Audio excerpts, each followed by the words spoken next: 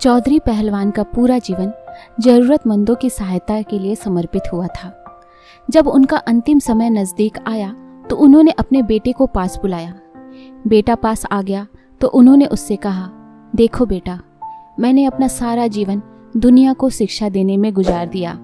अब अपने अंतिम समय में मैं तुम्हें कुछ ज़रूरी बातें बताना चाहता हूँ, लेकिन इससे पहले ज़रा तुम एक कोयला और चंदन का एक टुकड़ा उठाकर ले आओ।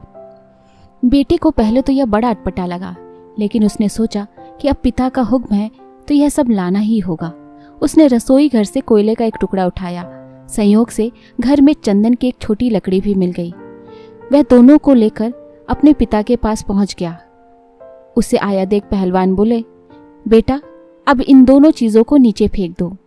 बेटे ने दोनों चीज़ें नीचे फेंक दी और हाथ धोने जाने लगा तो पहलवान बोले, जरा ठहरो बेटा, मुझे अपने हाथ तो दिखाओ। बेटे ने हाथ दिखाए तो वह उसका कोयले वाला हाथ पकड़कर बोले, देखा तुमने? कोयला पकड़ते ही हाथ काला हो गया, लेकिन उसे फेंक देने के बाद भी तुम्हारे हाथ में कालिख लगी रह गई। गलत लोगों की संगति ऐसी ही होती है। उनके साथ रहने पर भी दुख होता है, उनके ना रहने पर भी जीवन भर के लिए बदनामी साथ लग जाती है। दूसरी ओर सज्जनों का संग इस चंदन की लकड़ी की तरह है, जो साथ रहते हैं तो दुनिया भर का ज्ञान मिलता है और उनका साथ छूटने पर भी उनके विचारों की महक जीवन भर बनी रहती है। इसलिए हमेशा अच्छे लोगों की संगति में ही रहना है।